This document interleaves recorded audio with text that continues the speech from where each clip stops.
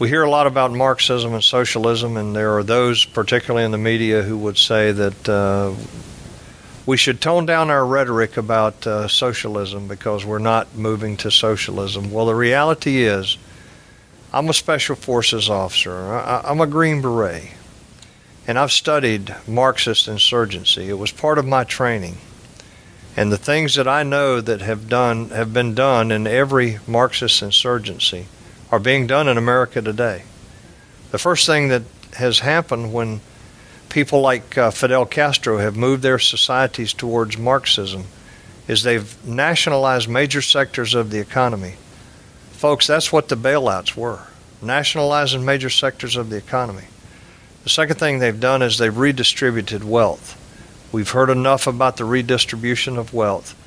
And in fact, the man that was appointed to handle Medicaid and Medicare after he was seated in the office actually stood up and said publicly that health care was nothing but a redistribution of wealth. The third thing that they do is they discredit their opposition. Now, I've never been so angry with my government as when a Department of Homeland Security memorandum went around to law enforcement all over the country saying that the future threats to America were right-wing Christian groups, pro-life groups, Second Amendment groups, and returning veterans. I'm still angry about that. But it never said Islamic terrorist. That's discrediting the opposition, the very groups that would stand up and protest the things that they see happening in our country. The fourth thing that has been done in the model is censorship.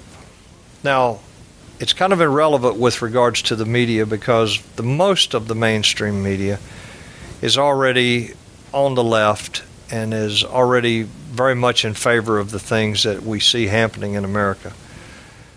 But the hate crimes legislation that has been passed is actually targeted at pastors.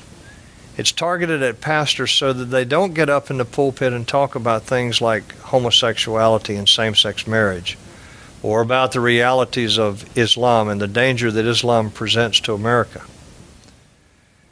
The hate crimes legislation is meant to suppress them, to censor them, which is part of the Marxist model. The next thing that was done in every society was that gun ownership had to be controlled. We hold the Second Amendment to be very important to us as Americans, the right to bear arms.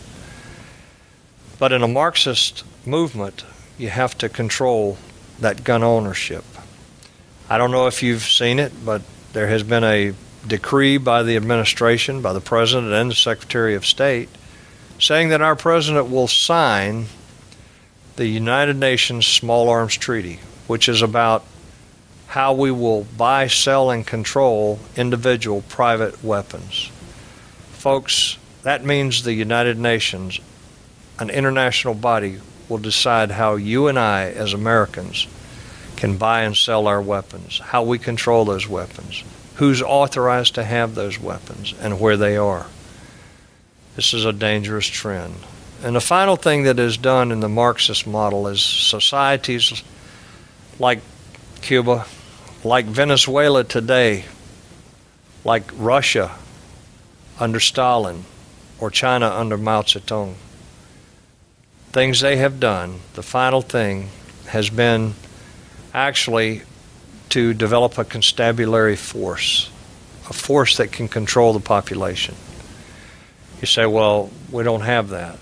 Well, let me remind you that prior to the election, the president stood up and said that if elected, he would have a national civilian security force that would be as large as and as well equipped as the United States military. For what? Remember, Hitler had the brown shirts. And in the night of the long knives, even Hitler got scared of the brown shirts and killed thousands of them. Well, so you say, are there any signs that that's actually happened? The truth is, yes.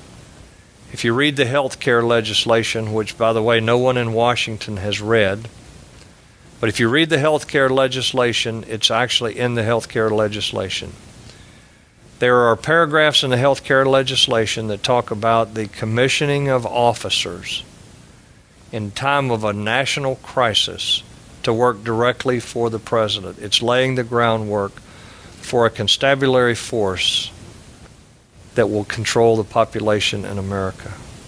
You need to understand this is happening in America, and it fits the model that societies have that have been used when societies moved to Marxism.